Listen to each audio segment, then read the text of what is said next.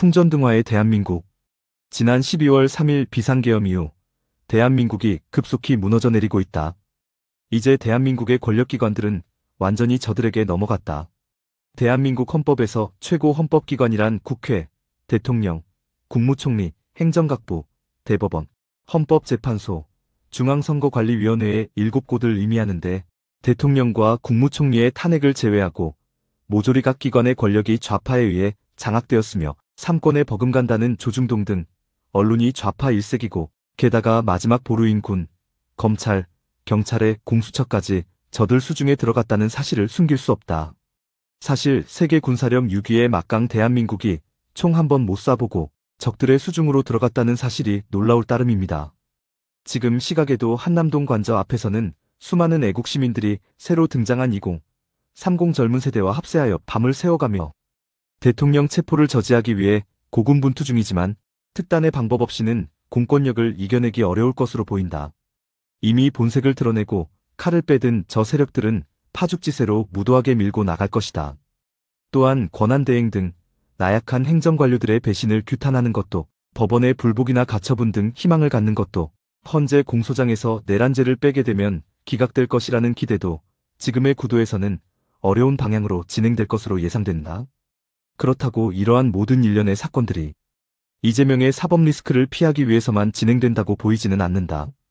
이재명의 한마디에 경찰, 검찰, 공수처 등이 일사불란하게 대통령을 잡기 위해 경쟁적으로 나설 수는 없다고 본다.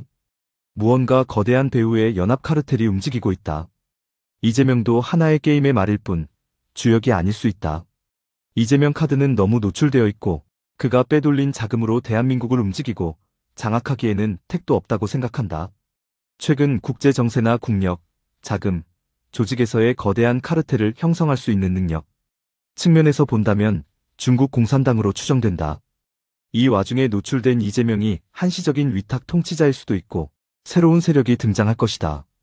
각 시군구 주민센터의 주민자치위원회가 어느 날 갑자기 인민위원회로 둔갑하여 토지재산 몰수, 국유화된 대기업 지분의 분배, 각 지역 종교시설, 존폐 여부 결정 등 공산사회주의와의 선두부대가 될 가능성이 높다.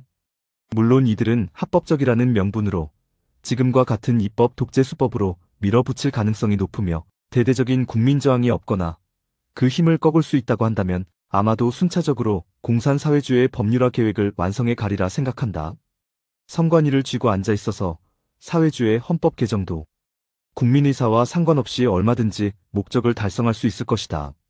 우리가 윤 대통령이 정의한 반국가 세력, 반체제, 종북주사파 세력에 의한 대한민국 공산화를 막기 위해 이제 남은 유일한 방법은 국민저항권밖에는 없다.